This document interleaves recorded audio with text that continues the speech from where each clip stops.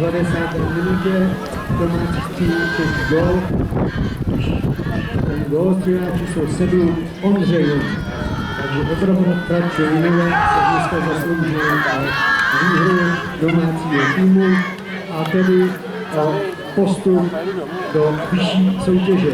Gratulujem chlapci a ať se daří v příští sezóně.